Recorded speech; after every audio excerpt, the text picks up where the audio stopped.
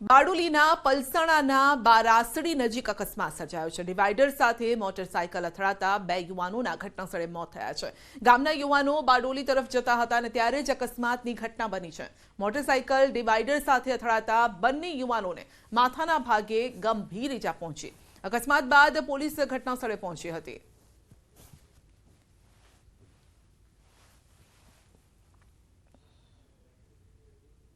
વાપીમાં ફરી તસ્કરો ત્રાટક્યા છે। આ વખતે તસ્કરોએ વાપી હાઈવે પર આવેલી એક પેટ શોપને નિશાન બનાવી હતી અને અંદરથી 50,000થી વધુની રોકડ રકમની ચોરી કરી છે, ફરાર થઈ ગયા। ચોરીની આ સમગ્ર ઘટના સીસીટીવીમાં કેદ થઈ છે। અમદાવાદ મુંબઈ નેશનલ હાઈવે પર આવેલી મધર્સ પેટ કેર નામની શોપને તસ્કરોએ નિશાન બનાવી। શોપની બારીની ગ્રીલ તોડી અંદર પ્રવેશ કર્યો અને ત્યારબાદ દુકાનના ખૂણે ખૂણે ફરી અંદાજે 50,000થી વધુ રૂપિયાની રોકડ રકમ અને 2 મોબાઈલની ચોરી કરી ફરાર થઈ ગયા છે। ચોરીની આ સમગ્ર ઘટના સીસીટીવીમાં કેદ થઈ છે અને સીસીટીવીમાં દેખાતા દ્રશ્યો મુજબ 2 તસ્કરો ચોરી કરવા માટે આવ્યા હતા।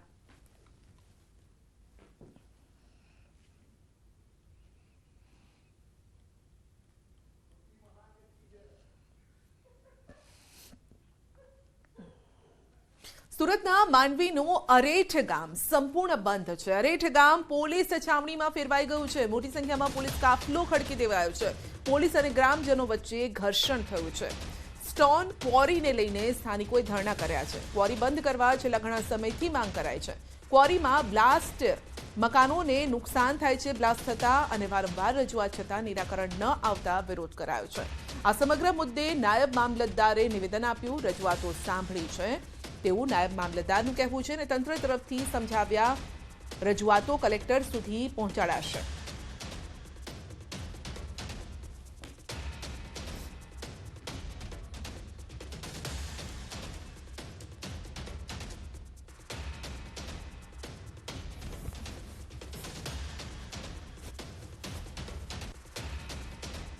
અમારે આજે કુવારી બંધ જ કરાવી છે। એ લોકો બહુ મોટા હોલ ફોડે છે, અમને પસંદ બી નહીં ને બધાને બહુ નુકસાન બી થાય છે ને હમણાં બી મશીન ચાલુ જ છે ત્યાં। અમને તો પ્રોબ્લેમ છે। અમને તો આજે કવરી બંધ જ જોઈએ। અમે તો હવે લડીને થાકી ગયા છે। અમને કેટલી તકલીફ છે। અમને સૌથી મોટી તકલીફ પાણીની છે।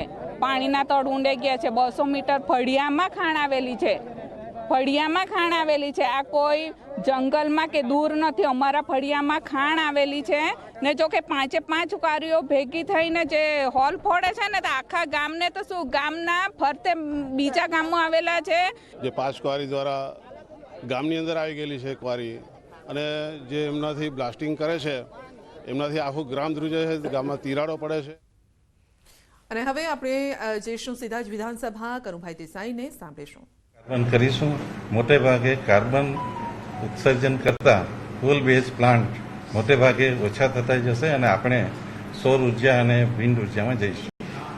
સર, કોંગ્રેસે જે વાત કરી એમનો એવો આક્ષેપ છે કે રાજ્ય સરકાર અદાણી પાસેથી વધારીને વધુ પૈસા આપે છે। જે કરાર થયા છે, જો આ રીતે જ પૈસા આપશે તો 8 વર્ષની અંદર સરકારી તિજોરીને નુકસાન થશે। શું કહેશો? જો કોંગ્રેસના બધા ભાઈઓ આવીને કહી જાય છે કે જે રીતે વીજળીનું સંચાલન થયું છે અદ્ભુત રીતે થયું છે અને અમારી પાસે એક પણ ખેડૂતની ફરિયાદ આવી નથી। હવે વાત રહી અદાણી પાસેથી, મેં કીધું તેમ અદાણી પાસેથી ફક્ત 5% અને 6% વીજળી ખરીદવામાં આવી છે અને એ પણ જ્યારે આપણા બધા સોર્સ બંધ થઈ જાય ત્યારે આપણે એ ખરીદીએ છીએ। એમાં એનું નિયમન પણ ટેરિફના રેટ પ્રમાણે થાય છે। જે રીતે એક્સચેન્જમાં શેરનો ભાવ વધતો ઘટતો થાય તે રીતે ટેરિફમાં પણ જે રીતે થાય છે અને એ પ્રમાણે જ ખરીદી કરવામાં આવે છે। એમાં કોણ સપ્લાયર છે એ જોવામાં આવતું નથી અને એ ટેરિફ નિયમન જે સેન્ટ્રલ CRC એના નિયમો પ્રમાણે થાય છે અને તે સમયે આ નિયમન કોંગ્રેસની સરકાર જ કરે। તો એવું માનવામાં આવે કે 8,365 કરોડનો જે દાવો કોંગ્રેસ કરી રહી છે ખોટો છે, આટલા વધારે સરકારે નથી ચૂકવ્યા? જો આમાં જે કંઈ પણ ચૂકવણી થઈ છે હું આંકડામાં નથી પડતો, પરંતુ જ્યારે પણ આ ખરીદી મોંઘી થાય ઓટોમેટિકલી એ લોકોનું નામ નીકળી જાય અને જ્યારે કોઈ પણ જગ્યાએ વીજળી નહીં મળતી હોય ત્યારે આપણા ઉદ્યોગોને વીજળી કે ખેડૂતોને વીજળી આપવા માટે વીજળી ખરીદવામાં આવે એટલે જે કંઈ પણ પેમેન્ટ થયું હશે એ તો આવું તો બધા ઘણાને થયું હશે, ઘણા બધા જનરેટરોને પેમેન્ટ થયા હશે। એટલે પણ એની પાસેથી આપણે 5